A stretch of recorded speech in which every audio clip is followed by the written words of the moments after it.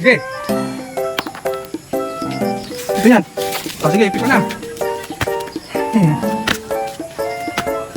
Ikot.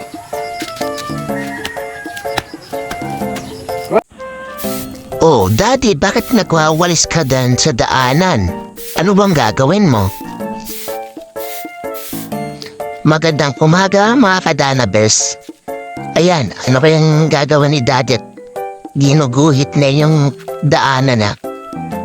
Aba, parang... Anong laro yan, Daddy? Piko? Oh, tuturuan mo si Dana maglaro ng piko? Aba, maganda yan. Ganda yan sa mga bata at yan ay nakakalimutan ng laruin ng ibang bata, ano? Dahil sa puro gadget na lang. Sige, Daddy. Gawin mo. Laruin mo si Dana ng ganyan, ah? Maraming makakaalala niyan, lalo na nung mga batang 80s tsaka na 90s. Dahil yung ganyan mga nilalaro nila.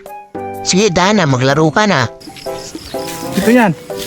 O sige, ipit ko na.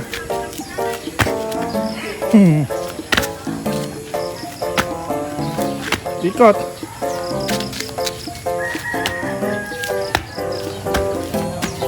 Wow. Oh, ayan, dumarating na yung mga kaibigan ni Dana. Ayan, magagaling maglaro yata ng kuyan. Sige, laro lang kayo.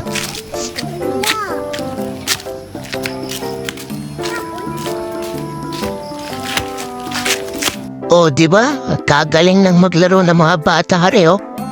May hawak pang... Ano yung hawak nila? Sige, laro lang kayo. Turuan si Dana maglaro ng piko. Para hindi gadget ng gadget, ana. Oh, galing, oo. Ah, ganun pala yun. Mali. Papa, sabi lang diba? Aba, isang paala ang gamit pa. Kagaling. O, si Dana naman.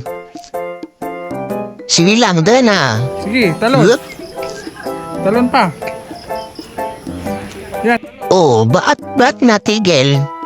Oh, inabot na ng gabi. Sige, hanggang sa muli. Bye-bye!